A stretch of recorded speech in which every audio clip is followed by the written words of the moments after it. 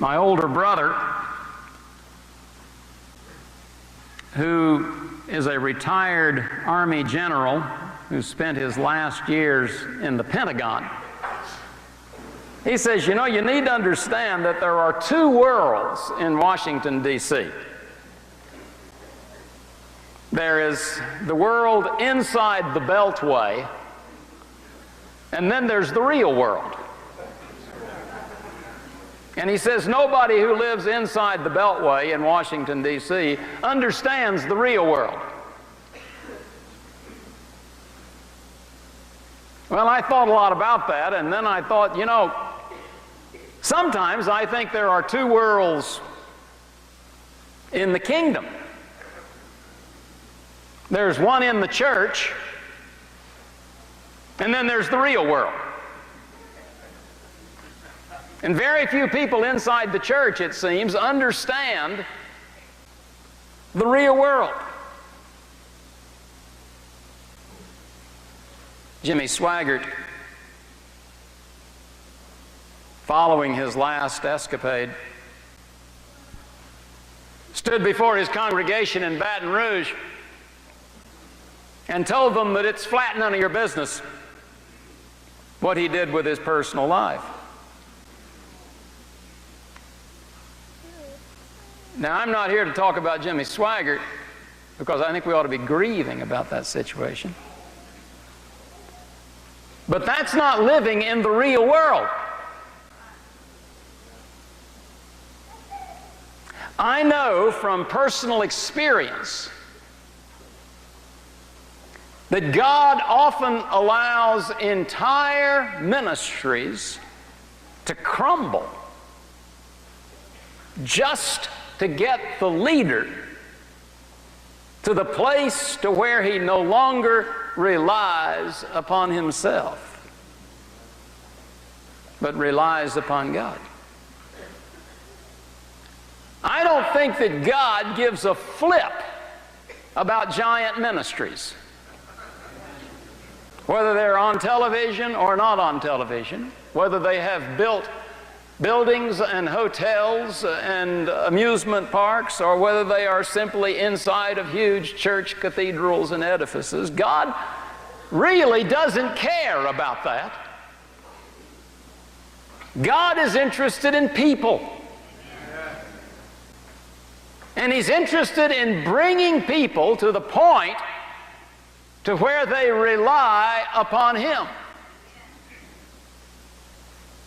Now, let me make a statement this afternoon, and hold on to this, because everything else centers around this particular statement. And the statement is this: God's greatest enemy in man is our self-confidence. God's greatest enemy in man is our self-confidence, and that everything God does is determined to tear that down.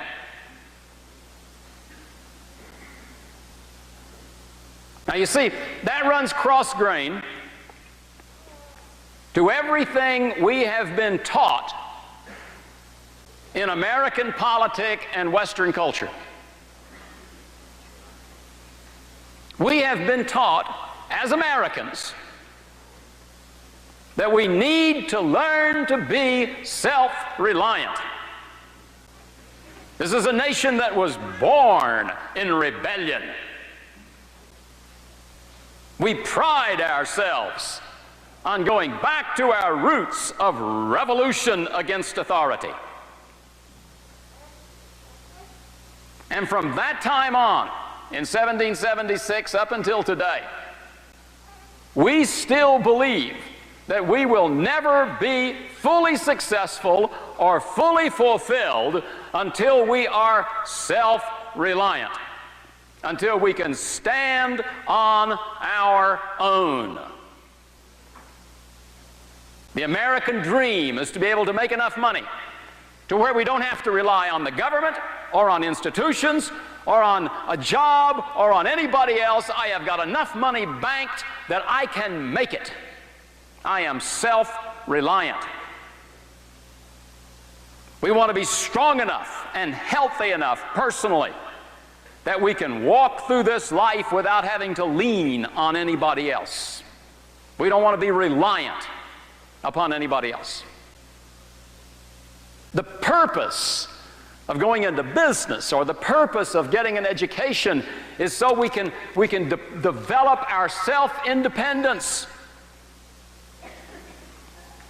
My father said to the 5 Buckingham children, 4 boys and 1 baby sister, that he would give us an education. He said, I want to give that to you because that's the most important thing. He says there'll be no inheritance to follow, but I'm going to give you an education because an education is one thing that nobody can take away from you. And if you are educated, you will learn to become self-reliant. That's the American way of life. That's the American culture. Now, that has crept over into the church as well, to where we as Christians believe the same thing. We pride ourselves on our independence. I grew up as a Southern Baptist to where the most important doctrine we had as Southern Baptists was not the authority of the Scripture, but the autonomy of the local church. By God, we are independent. No, by God, we were not independent. We were independent without God. But our church was autonomous and nobody could tell us what to do. And those of us inside the church were independent. I've seen that same thing infect the entire charismatic movement with a marvelous doctrine that I fully believe in called the priesthood of all believers. I powerfully believe in the priesthood of all believers. I think it's a wonderful doctrine that is taught in the Bible, that every one of us stands independent before God as a priest. But see, we have carried it just a little bit beyond, and we have mixed our Western culture with it to where we put more emphasis on our independence than we do on our before God. Nobody can tell me what I believe. And so I am independent before God. And we have developed a whole group of people, and some of you are numbered among them, who never can settle down in any church, any place, because you are independent. And so you are constantly looking either for a perfect situation or you're looking for a situation where you're in charge. And you move from one body of people to another, blessing everybody as you go along. Roller skate Christians. Independent. Now God's greatest enemy in man is our self-confidence. And everything that God does is determined to tear that down. Now, if a man will not willfully humble himself before God, God will lovingly humiliate him before man. Hear that, please. If man will not willfully humble himself before God, God will lovingly humiliate him before mankind. Now, we have seen case after case after case of that in high-profile ministries.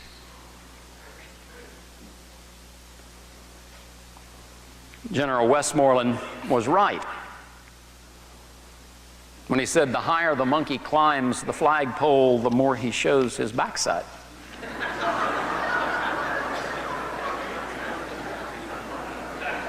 Only Westmoreland didn't use exactly that kind of language.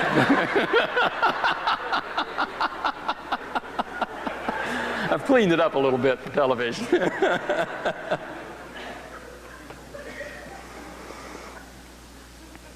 You see, I believe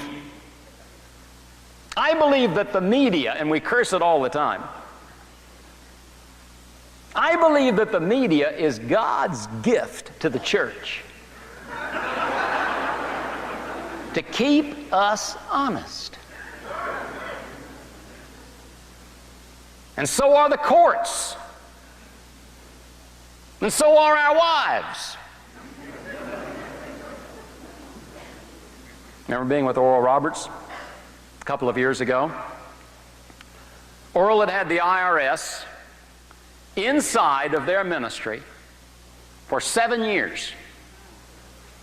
By that I mean the IRS had placed people inside Oral Roberts Ministry and Oral Roberts Universities and Oral Roberts Evangelistic Association, had assigned them specifically, sometimes 2, sometimes 3, who had full-time jobs investigating the Oral Roberts Ministries. And Oral had talked to me about it on a number of occasions. He said, I just can't understand this, can't understand. He said, I don't know what they're after, but they're in there harassing us all the time, just harassing us all the time. And he says, my lawyers tell me I can't talk to them. He said, just keep away from them. Well, a couple of years ago, he got so fed up with the whole thing that he just got in his private plane, flew to Washington, D.C., and got an appointment with the deputy, the assistant director of the Internal Revenue Service, and went in and sat down with him and said, what's going on?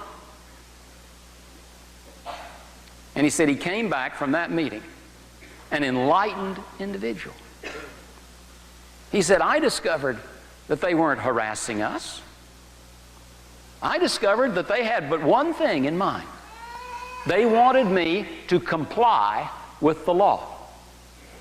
He said that was a wonderful revelation that he had. He said his lawyers had never told him that. Nobody in his youth had ever told him that. That all the government agencies wanted him to do was to comply with the law. He said, why, that's the easiest thing in the world to do. He fired all of his lawyers in Tulsa. And said, all I have to do is obey the law. He started complying with the law. IRS pulled out. They haven't been back since. God's gift to the church to bring us to a place of honesty. That instead of being cocky and independent, that we are reliant and dependent. I can do it. Now, a cancer diagnosis goes a long way to change that. Especially if they tell you it's inoperable and incurable. That'll bring you up to a really screeching halt on the whole business of self-reliance and self-confidence. And I went through that last year, and it was a wonderful experience, and emerged out of it a whole different individual. Changed my relationship with my wife, changed it drastically with my wife. Because we had been going 2 separate ways. Actually not 2 separate ways. We were going the same way, but we were walking 2 separate paths, side by side. But not united, not really touching, just side by side.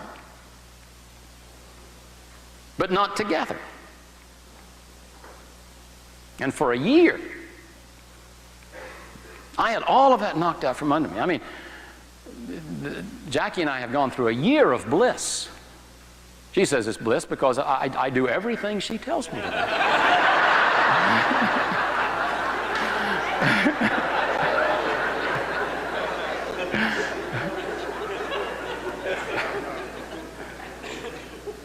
She makes the carrot juice, I drink it. Hate the stuff, it's terrible. Especially when she mixes beets with it. Spinach, other things. But all of these things are supposedly designed to keep me healthy, and so I don't get to eat any of the good stuff anymore. She's shaking her head over here. She said, well, just when you sneak it a little bit, like those chocolate chip cookies for lunch. But we've been through it. We've been through a year of bliss. Now, there have been a couple of times where the old me has risen back up. Not many. And each time it's happened, God has been gracious enough to remind me in a drastic kind of way that I'm not to live that kind of life anymore. I remember exactly when the first time it happened. We'd gone through a year, maybe 13, 14 months of just, everything was lovey-dovey. Had not been a single crossword. There was no need for a crossword because this whole love relationship had developed so deeply. And then finally there was one of those days, and she was in the kitchen peeling carrots and doing all this stuff, and I walked in, and she said, I'm getting ready to make the carrot juice, and you're supposed to drink it. And I just couldn't take any more of that stuff. I just gag on it, trying to get it down. And because I would drink it, if I drink it really fast, it's not quite so bad, especially if I stir it all the time while I'm drinking it, so that stuff doesn't settle to the bottom. And anyway, I said something to her. It's the first time in 14 months, 15 months that I'd said anything to her. I just said, I can't take it anymore. And she said, you promised God you're going to change your lifestyle. You promised God you're going to change your diet. You promised God that you're going to do what I told you to do.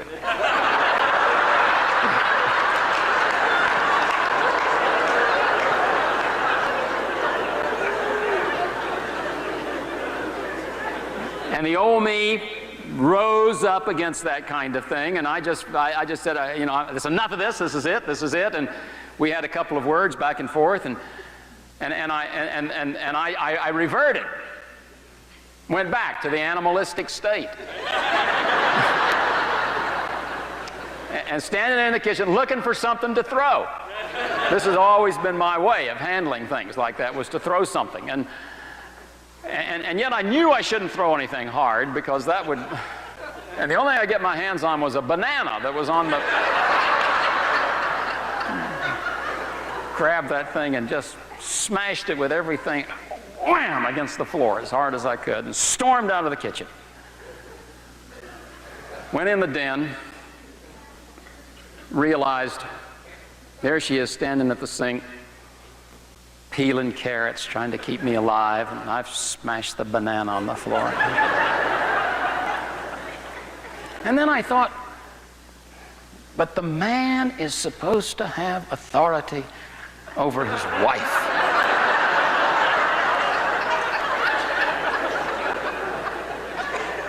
So I went storming back into the kitchen to shout, I'm in charge, and the moment I got into the kitchen, I stepped into the banana.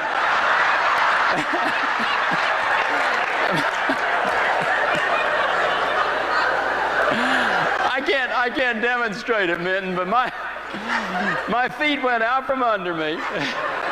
I slid all the way across the kitchen and slammed into the refrigerator on the other side. Had banana all over my backside. Oh. I had heard about people who had slipped on bananas, but...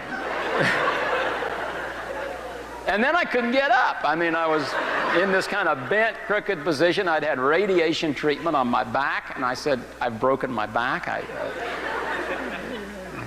I can't move. I'm laying here. I got one foot kind of cocked under me and underneath the butcher block, which sits in the middle of the kitchen, and the other crammed up underneath the refrigerator.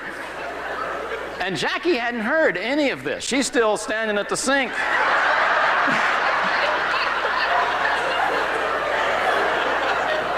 Working on the carrots.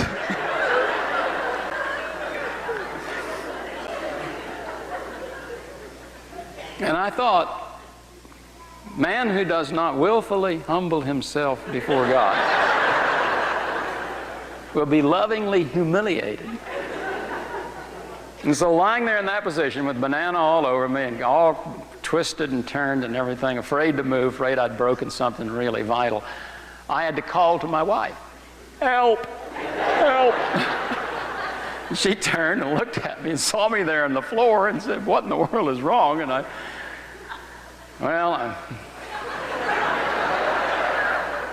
stepped in the banana.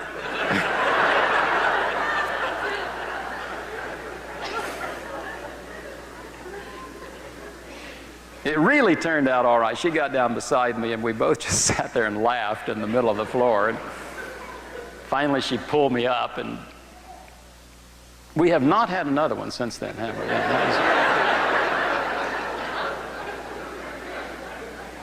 God was very gracious, and I didn't break my back, I still got a knot on my leg from it. But I understand that self-reliance and self-confidence is God's greatest enemy. What is it you really want from God? And I began to realize that the thing I really wanted from God was something really selfish. Something really selfish. I wanted something for me. I wasn't really saying, Lord, what I really want from you is to walk with you in the cool of the evening in the garden. No. What I want is my sight. What I want is assurance that the cancer will never come back. What I want is whatever.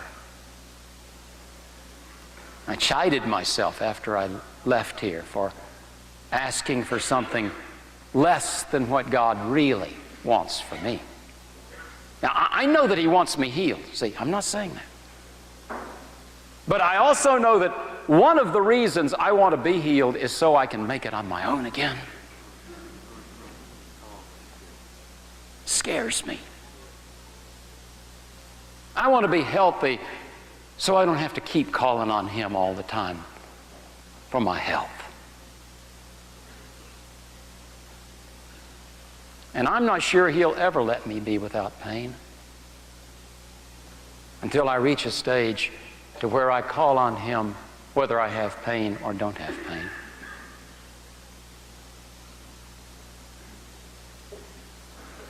See, I think we need to understand that God has design and purpose for our lives. And that climbing the flagpole is a dangerous thing to do, because we really do expose our backsides.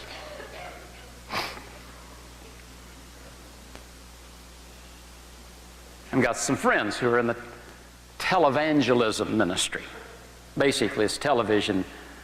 I ought to call it telemoney ministry, but anyway, it's whatever. They're television preachers, and they sometimes, some of this is ordained of God, and some of it's ordained of man. But I've got some friends in that crowd who have pushed themselves into the public eye. Everything they do is designed for public exposure. And then they seem to be shocked when people react to their extravagance or less than godly lifestyle. One TV preacher who drives a $100,000 Bentley automobile seemed to be genuinely baffled when I talked to him last week, because he was being criticized in the press, who had called him flamboyant. I mean, he was really upset about this, baffled about it. And so I asked him, but why do you drive a $100,000 Bentley? And he replied with what I assume was a straight face over the telephone. He says, a man in my kind of ministry needs good, solid transportation.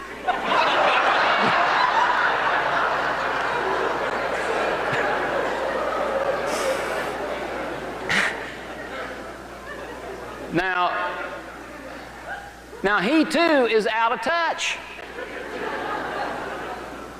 He's not living in the real world. Time magazine criticized our congressmen for placing themselves above the law. And Time, God's gift to keep us honest, accused them of the sin of cultural privilege and protection. Unfortunately, it's the same problem that plagued many Christians who pride themselves on their priesthood and their independence, but don't know how to live when they are their own employer.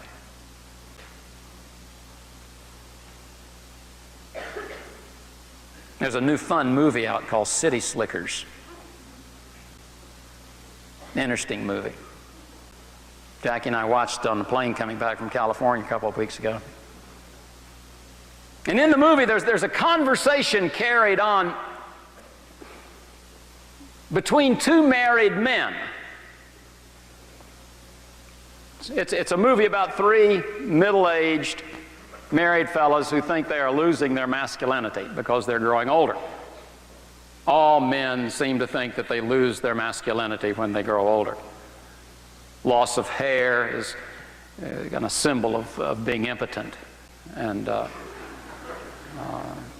so Billy Crystal, who's the star of the movie, was looking in the mirror and he says, I've lost hair where I should have it and I'm growing it where I shouldn't. Look, it's in my nose now. And so they decide, these three guys get together and they decide that they're going to go to the Wild West and take a 2-week cattle drive from New Mexico or Arizona to Colorado. And they plan their 2-week vacation to join this cattle drive in the Old West. And one night around the campfire, two of them get into a conversation.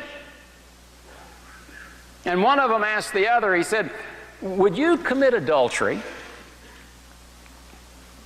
if there is no way that your wife could ever find out about it? Would you commit adultery if there was no way that no one else in the world could ever find out about it? Now, it's a good question because it strikes at the heart of all ethics. In a recent survey, and some of you saw this back in the late spring, 72% of Americans who were surveyed said they would not commit adultery for $100.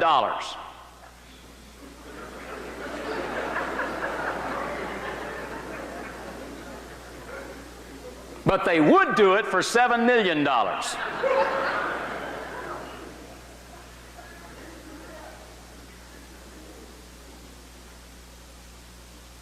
In the movie, Billy Crystal gives the right answer. In essence, what he says, values are not determined by who knows. They are absolute even when no one else is watching. Unfortunately, sticking with values because they're right, not because you might get caught if you violate them, seems to be a fading character quality, certainly in Congress and too often among Christians. And so let me go back to my theme, and I want to wrap this thing up with this. God's greatest enemy in man is our self-confidence. And everything God does is determined to tear that down. In Psalm 102, verse 23, quoting David, "In the course of my life, he broke my strength." A better translation, a literal translation, is he has weakened my strength in the way. He has weakened my strength in the way. God loves us enough to weaken our strength. From 2 Corinthians 12. My strength is made perfect in your what? Weakness. In order that my grace will be sufficient for you. For His grace will never be sufficient for us if we are strong. Only when you have lost everything is the strength of God and the power of God and the glory of God really manifested. Which means if you have something in your life that you are holding on to dearly and doing everything you can to keep from losing, God will take that away to the place that you don't care anymore. And that includes, by the way, or perhaps starts, by the way, with your physical life. As long as you are holding on to that. The afternoon I came home from the doctor, June 29, 1990, Friday afternoon. I sat in my den and told Jackie what the doctor had said. We went through our initial reactions. And then we spent the next 2 hours just sitting there on the little love seat in our den. House was empty. Doing something we had not done in years. Gripping each other very tightly and praying out loud together.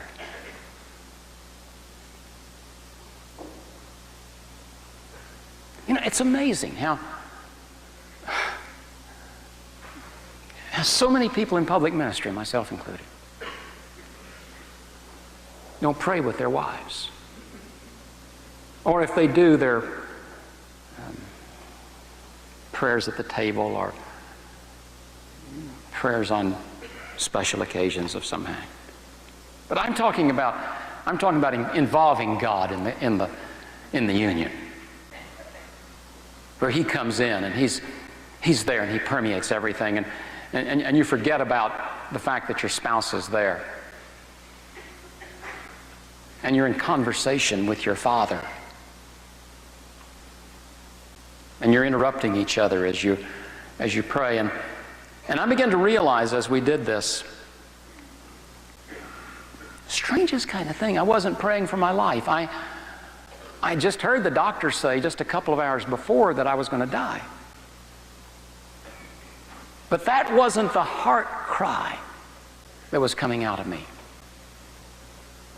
Jackie was sitting there with me, and I was weeping. But what I was crying for was not, Lord, save my life. But rather it was, Lord, I want to see your face.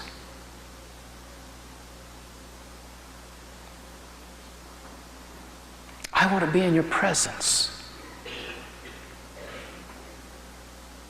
Somehow I sensed that if I were in His presence, everything would be all right. And then I wouldn't have to give orders to God about life and death, health and medication, treatment, and all those things that I knew nothing about. Just let me be in your presence.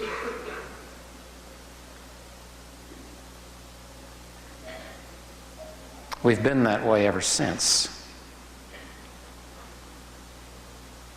He has weakened my strength in the way. You see, the human understanding of the anointing of God is strength. God's man of faith and power.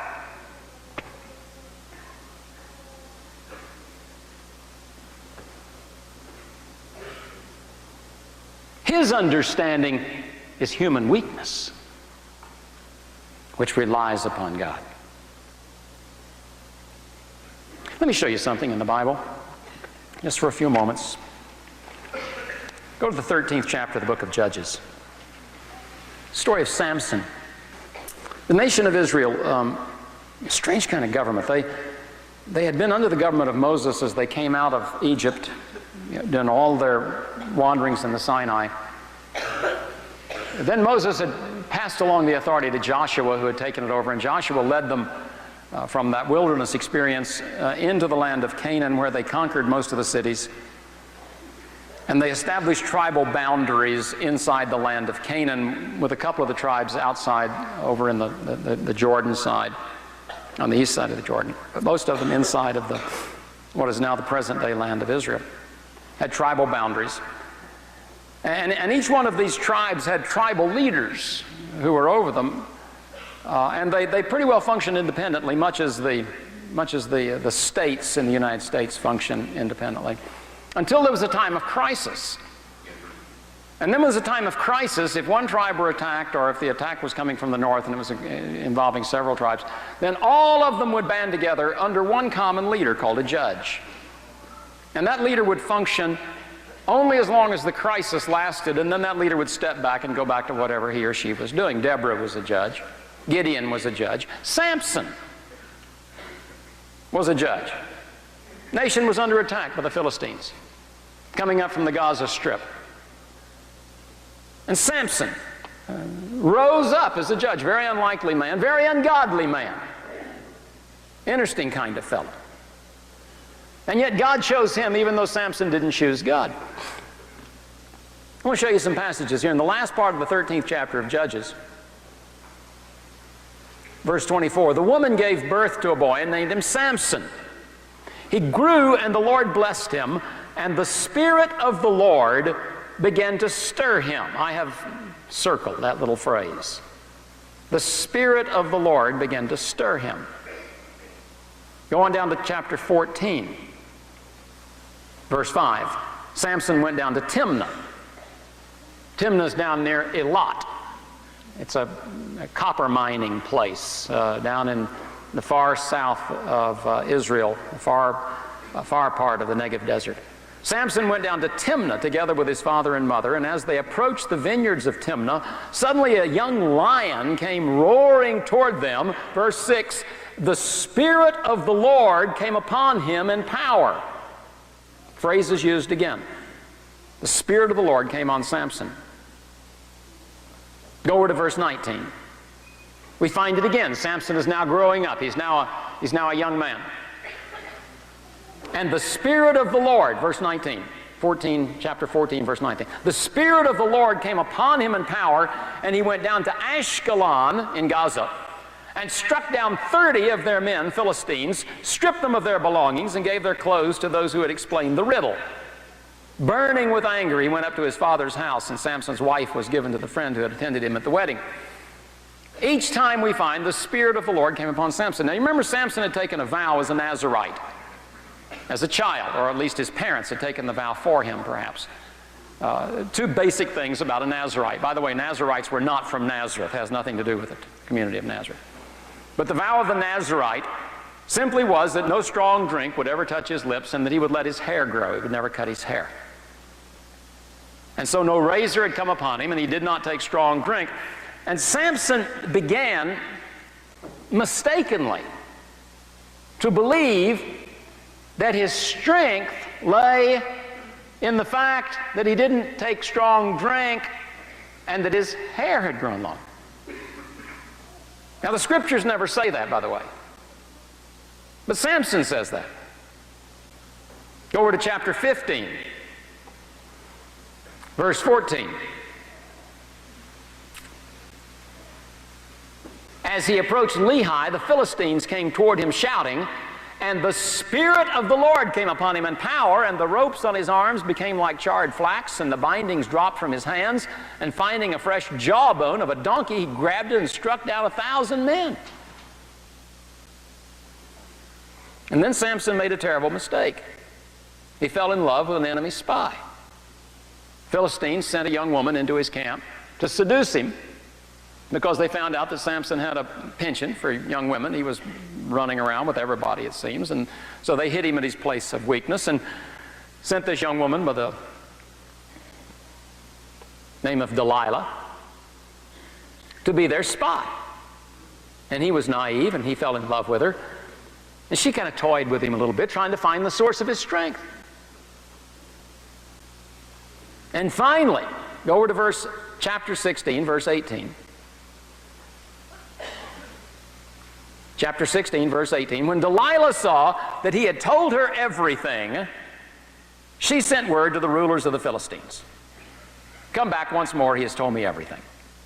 And so the rulers of the Philistines returned with silver in their hands. They paid her off. Having put him to sleep on her lap, she called a man to shave off the 7 braids of his hair.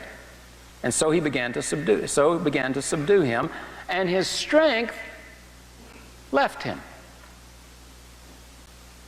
And then she calls Samson, the Philistines are upon you.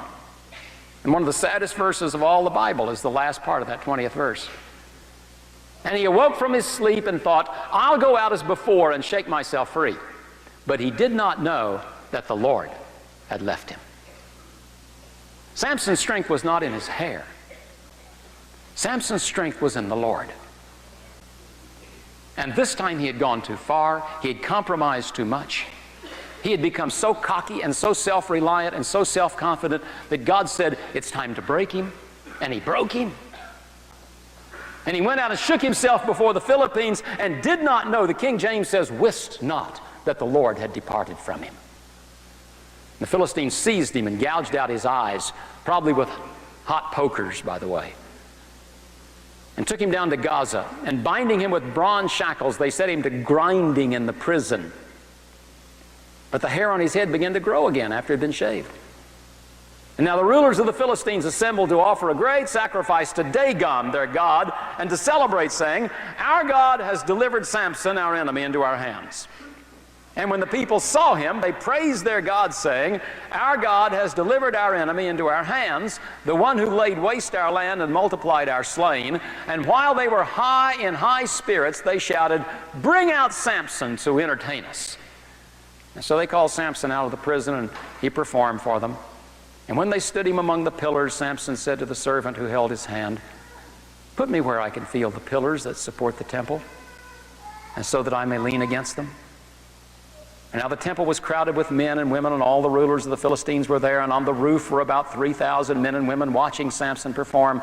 And then Samson prayed to the Lord. This is the first time in all of the story of Samson that we find him praying to the Lord. There's not an instance before where he relied upon the Lord. Now he's blind, he's lost his strength, he's an object of ridicule, he's humiliated before the entire nation. The great judge of Israel is now brought out as a cheap entertainer, and he prays before the Lord.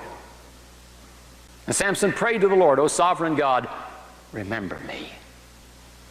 O God, please strengthen me just once more.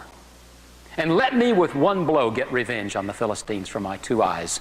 And then Samson reached toward the 2 central pillars on which the temple stood, and bracing himself against them, his right hand on one and his left hand on the other, Samson said, let me die with the Philistines.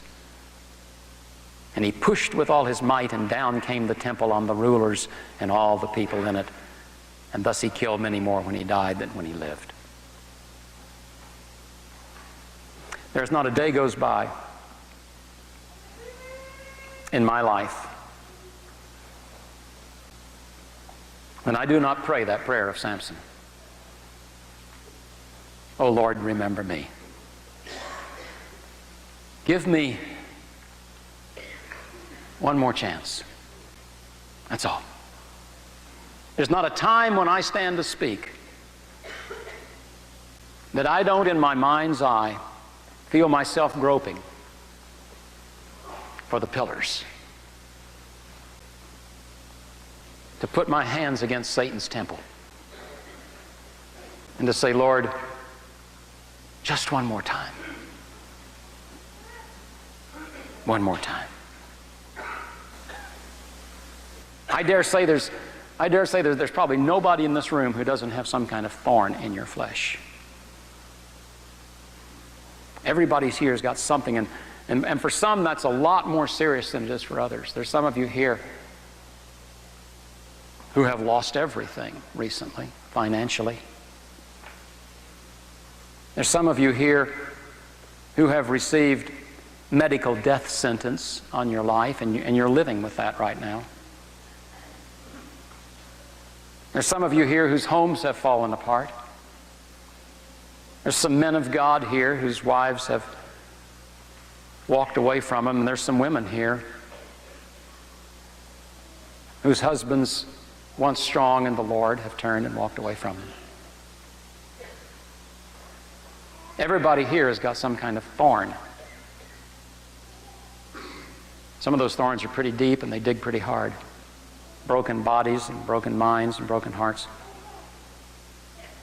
Can I say something to you, and I will close with this. This will be the last thing I'll say, but I want to say this to you, and I want to say it with all kindness and with all gentleness.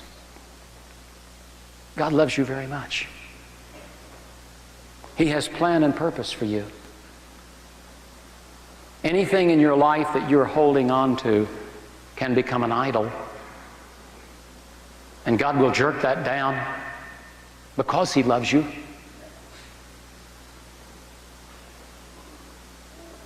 And therefore, what I want to say to you is this: stop complaining about weakness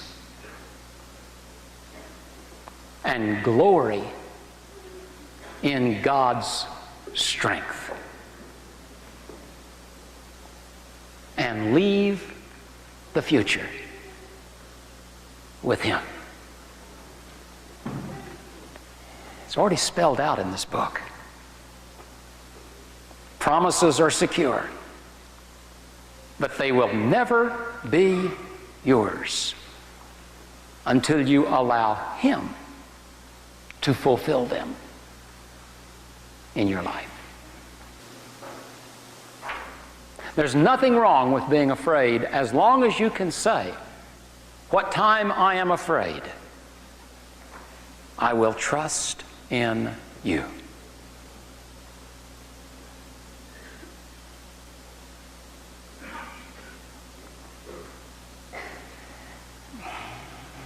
Everything Jesus did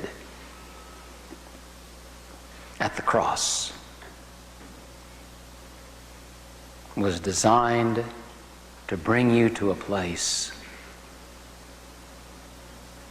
to where you have open recourse to the Father. Not to ask Him for your selfish needs, but to have fellowship with Him. You say, well, didn't Bartimaeus cry out for his sight? Of course he cried out for his sight. It's the most normal thing in the world. If you're blind and you're a beggar, you cry out for your sight. If you're dying, you cry out for health. Of course you do. But I am saying, go one step beyond that. And simply say to Him, whatever you want to give me, I will take. Now here's my needs as I perceive them. But what I really want is you. And you will find that when He gives Himself, all of your needs are met.